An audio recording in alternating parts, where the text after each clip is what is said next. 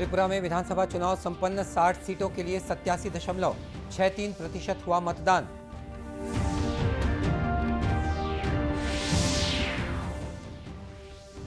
राजधानी रायपुर में 17 से 19 फरवरी तक 3 दिवसीय छत्तीसगढ़ मिलेट कार्निवाल का आयोजन।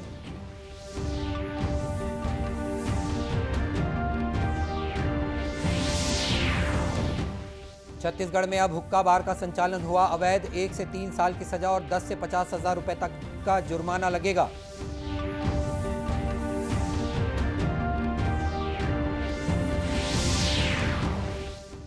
और नवा रायपुर के क्रिकेट स्टेडियम में फिर लगेंगे चौके छक्के, सुनील शेट्टी, बॉबी देओल, सोनू सूद जैसे सेलिब्रिटीज खेलेंगे क्रिकेट।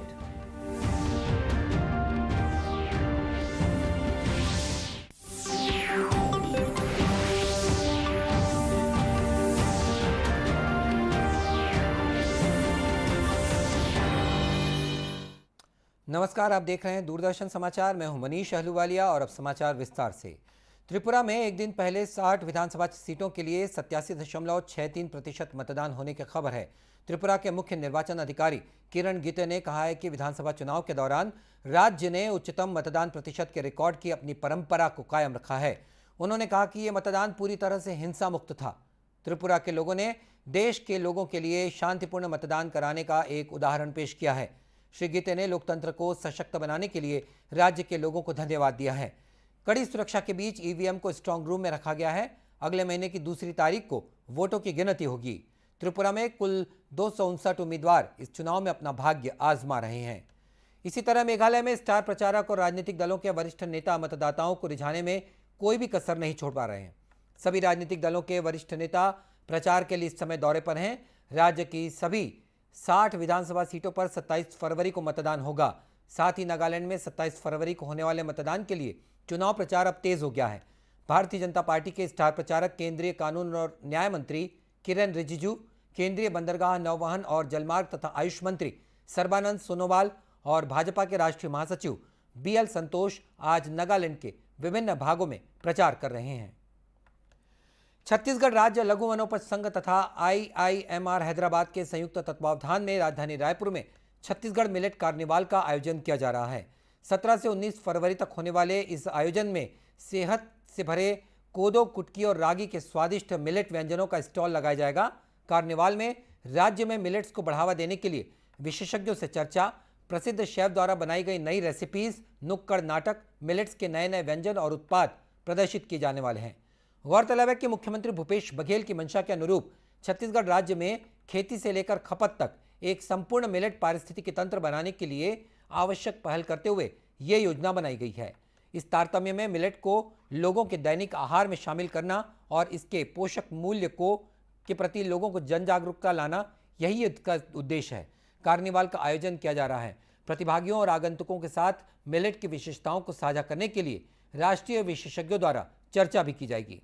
उल्लेखनीय है कि वर्ष 2023 को अंतर्राष्ट्रीय मिलेट वर्ष के रूप में मनाने की घोषणा के पश्चात छत्तीसगढ़ में 10 जनवरी सन 2022 को मिलेट मिशन का शुभारंभ मुख्यमंत्री की अध्यक्षता में आयोजित मीटिंग में आईसीएआर और आईआईएमआर और 14 जिलों के मध्य एक एमओयू हस्ताक्षर करके हुआ था।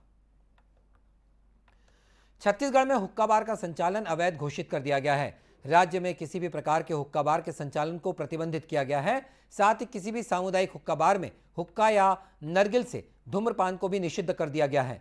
हुक्का बार की सामग्री जब्त करने का प्रावधान किया गया है। इसे चलाने वाले के विरुद्ध गैर जमानती अपराध कायम किया जाएगा। इसके साथ ही 1 से 3 वर्ष तक का कारावास होगा और 10 से 50,000 रुपए तक का जुर्माना भी लगाया जा सकता है।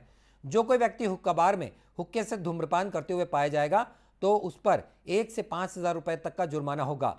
यह संशोधन अधिनियम तत्काल प्रभाव से प्रभावशील हो गया है। सीएम भूपेश बघेल ने नशे की प्रवृत्ति पर रोक लगाने के लिए यह कदम उठाया है। हुक्का बार की रोकथाम के लिए कठोर प्रावधान किए गए हैं। प्रदेश के भोजनालय, होटल, रेस्टोरेंट सहित अन्य जगहों पर हुक्का बारों में फ्लेवर युक्त तंबाकू और मादक द्रव्यों का उपयोग युवा पीढ़ी द्वारा करने की जानकारी लगातार मिल रही थी। उल्लेखनीय है कि रायपुर पुलिस ने 2 साल पहले शासन को एक पत्र भी लिखा था कि हुक्के पर नियंत्रण के लिए सख्त कानून होना चाहिए, क्योंकि तब यहां 125 से ज्यादा हुक्का सेंटर चल रहे थे। होटल और रेस्टोरेंट में से लेकर कई क्लब हाउस में हुक्का पिलाया जा रहा था। 3 दिवसीय चित्रकूट महोत्सव का रंगारंग समापन गुरुवार को हो गया। समापन समारोह में मुख्य अतिथि के रूप में सांसद दीपक बैज और बस्तर क्षेत्र आदिवासी विकास प्राधिकरण के अध्यक्ष लखेश्वर बघेल मौजूद रहे। समापन समारोह के दिन गुरुवार को छत्तीसगढ़ी गायिका आरू साहू, नितिन दुबे और छालीवुड गीत संगीत और सामूहिक ओडिया, स्थानीय लोक नृत्य, स्कूली विद्यार्थियों ने अपने सांस्कृतिक कार्यक्रमों की आकर्षक प्रस्तुतियां दी।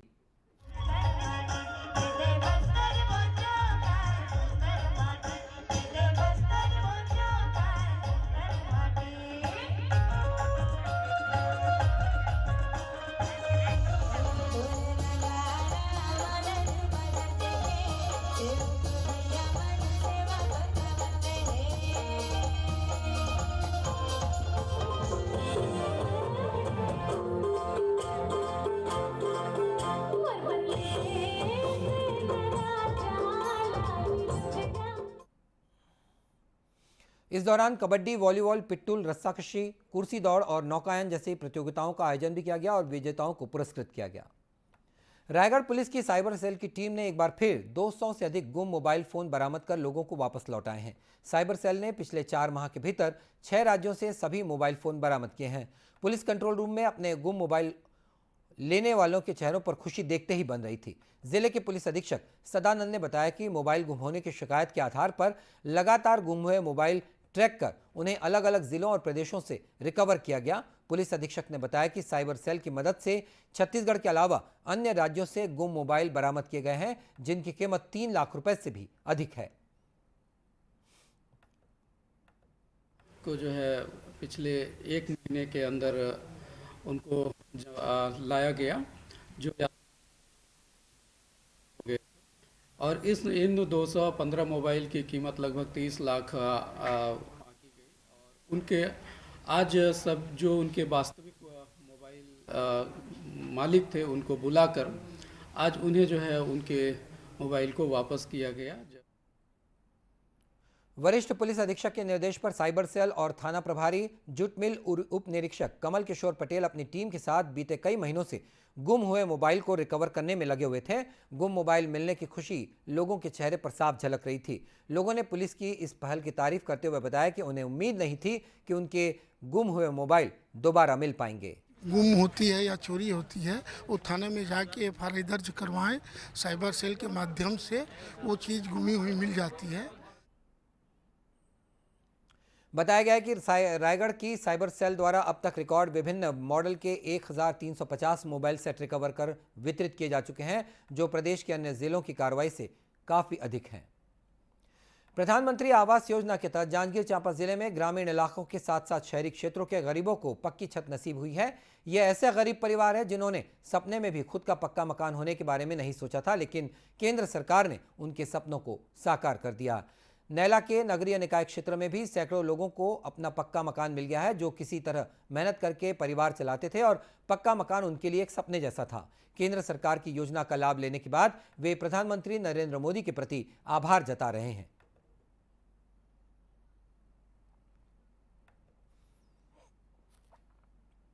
ये सरकार आई से ना नरेंद्र मोदी जी है तो हमन के किस्मत ला कम से कम ये जगह से कि हमन ला 2 रोटी तो मिलते हैं, चावल फ्री में दे थे, ऊपर ले मकान बना के दे दिस।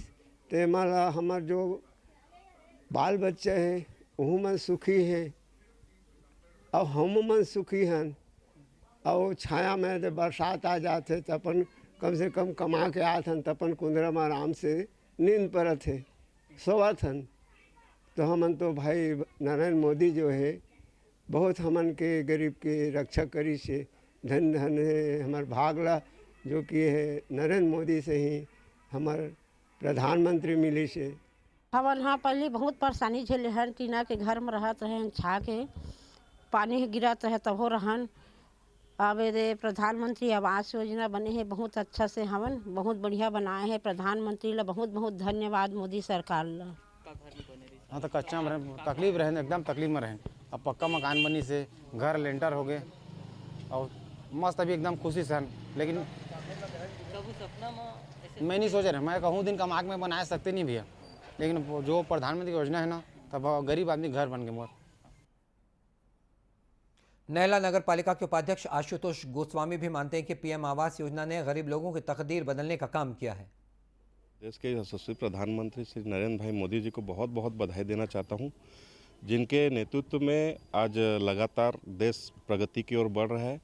उन्होंने हमारे गरीब जितने भी परिवार हैं उनके बारे में उन्होंने सोचा कि उनको सबसे पहले छत दिया जाए करके। आपको मैं बताना चाहता हूं कि मेरे वार्ड में लगभग 44 मकान जो है प्रधानमंत्री आवास में बन चुके हैं और अभी 23 से 27 मकान अभी स्वीकृत हो चुके हैं, जो जनवरी माह तक फिर से पुनः प्रारंभ हो जाएगा। अभी लगभग करीब 20 से 25 मकान जो हैं अधूरे हैं प्रधानमंत्री आवास के, जिनका निर्माण लगातार चल रहा है। वहीं नगर पालिका के मुख्य कार्यपालन अधिकारी चंदन शर्मा का कहना है कि पीएम आवास योजना के तहत 1544 आवास की स्वीकृति मिली है, जिसमें से 702 मकान बन चुके हैं। मुख्यमंत्री आवास योजना अंतर्गत पिछले वर्ष जब मैं यहाँ ज्वाइन किया था दिसंबर के समय में, उस समय कुछ इशू था भुगतान का, जिसके कारण कुछ काम रुके हुए थे। लेकिन पिछले दिसंबर के बाद से लगातार इस पे काम जारी है, भुगतान भी जारी है और काम भी चल रहा है। हमारे यहाँ नगर पालिका जांजगीर नैला में कुल 1544 मकान स्वीकृत हुए हैं अद्यतन आज दिनांक की स्थिति में, जिसमें से 702 मकान पूर्ण हो चुके हैं और 345 मकान जो है निर्माणाधीन है। ये ऐसे मकान हैं जो आने वाले एक डेढ़ महीने में पूरे हो जाएंगे। हमारे पास लगभग 497 मकान ऐसे हैं जो अभी तक प्रारंभ नहीं हो पाए हैं। मकानों के निर्माण प्रारंभ नहीं होने के गौरतलब है कि शहरी क्षेत्रों में आवास की मांग और आपूर्ति के बीच की कमी को दूर करने के लिए ये योजना चलाई जा रही है। इसके माध्यम से गरीब परिवारों को उनका कच्चा मकान पक्के मकान बनाने के लिए सहायता राशि प्रदान की जाती है। छत्तीसगढ़ अंतर्राष्ट्रीय क्रिकेट स्टेडियम में एक बार फिर चौके छक्के की बरसात होगी। यहां के शहीद वीर नारायण सिंह अंतर्राष्ट्रीय क्रिकेट स्टेडियम में 18 और 19 फरवरी को सेलिब्रिटी क्रिकेट लीग का आयोजन होगा। इसमें बॉलीवुड कलाकारों के साथ ही भोजपुरी फिल्मों के हीरो हीरोइन भी शामिल होंगे। सेलिब्रिटी क्रिकेट लीग के संचालक आनंद बिहारी यादव ने बताया कि इस वर्ष 2023 में 8 टीमों ने हिस्सा लिया है। 18 फरवरी को 2 मैच और 19 फरवरी को 2 मैच होंगे। दर्शकों के लिए 200 रुपये से 5,000 रुपये तक अलग अलग कैटेगरी में टिकट उपलब्ध हैं। जानकारी के मुताबिक क्रिकेट मैच खेलने के लिए हिंदी भोजपुरी फिल्मों के अभिनेता और सांसद रवि किशन, सांसद कलाकार मनोज तिवारी, सांसद निरहुआ, अभिनेत्री आम्रपाली, महिमा गुप्ता, बॉलीवुड के प्रसिद्ध अभिनेता बॉबी देओल, अभिनेता सोनू सूद, अभिनेत्री उर्वशी रौतेला समेत 100 से ज्यादा कलाकार आ रहे हैं। बताया गया कि अगले साल होने वाली इस प्रतियोगिता में छत्तीसगढ़ी फिल्मों के कलाकारों को भी शामिल किया जाएगा। और अब कुछ खबरें जिलों से।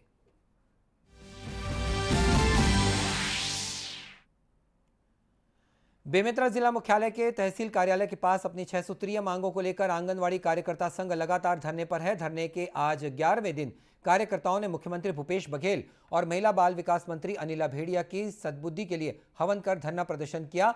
जिला अध्यक्ष विद्या जैन ने बताया कि प्रशासन हम पर धरना से वापस लौट जाने का दबाव बना रहा है, लेकिन जब तक मांगे पूरी नहीं होगी तब तक वे धरने पर बैठे रहेंगी।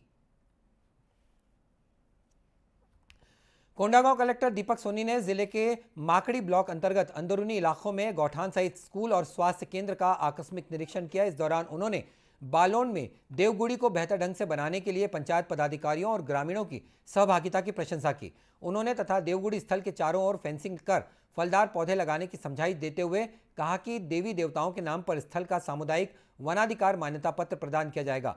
कलेक्टर ने बालोन के गौठान में गोबर खरीदी, वर्मी कंपोस्ट, खाद उत्पादन सहित बकरी पालन, गौ पालन, सूकर पालन इत्यादि आय मूलक गतिविधियों की जानकारी भी ली।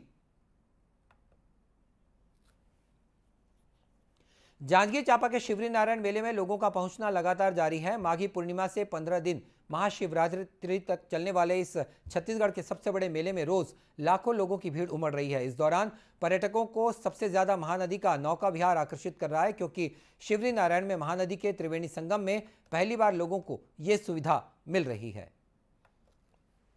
और इस बुलेटिन में इतना ही। इसी के साथ ही समाचार बुलेटिन समाप्त होता है। नमस्कार।